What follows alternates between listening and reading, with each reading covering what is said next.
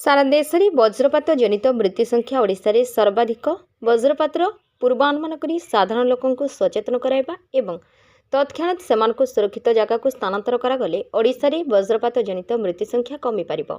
एथिपई राज्य रे वज्रपात आश्रयस्थली निर्माण हेबा उचित बोली पाणीपाग एवं विपर्यय प्रशमन विशेषज्ञ माने मत दैछन्ति। फकीरमोहन विश्वविद्यालय रे गुरुवार आयोजित वज्रपात विपदरु सुरक्षा संपर्कित सम्मेलन में जातीय स्तरीय भूविज्ञानी विशेषज्ञ एवं पाणीपाग विशेषज्ञ माने जगदी ए संपर्क में गंभीर आलोचना करथिले।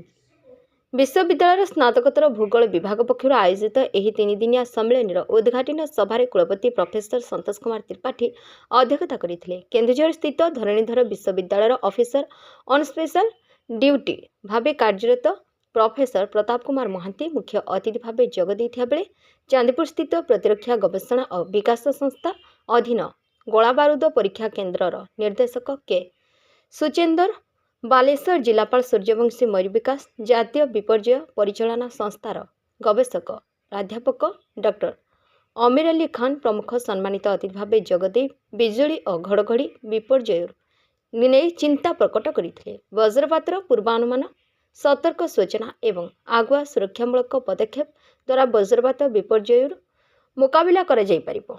ए दिगरे अधिक गवेषणा एवं तज्जनित योजना तैयारी हेबा उचित बोली सेमाने कहिथिले। एही कार्यक्रम रे आखपाख अंचलर लोक माने जगदे बिजुली और घड़घड़ी किभଳି निजको सुरक्षित रखिबे से संपर्क रे अवगत होइथिले।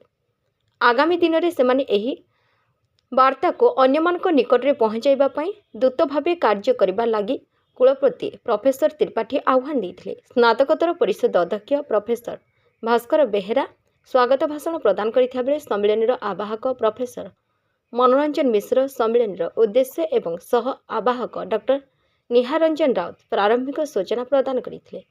डॉक्टर सस्मिता राउत मंच संचालन करथिले एवं धन्यवाद देथिले सहकारी प्राध्यापिका Savita सरेर। Madhya Pradesh and Maharashtra, they are face every year lightning and lightning death also. So the information and dissemination of information and timely communication with the last mile, because if we see the lightning data, I think academicians will be in a better position to take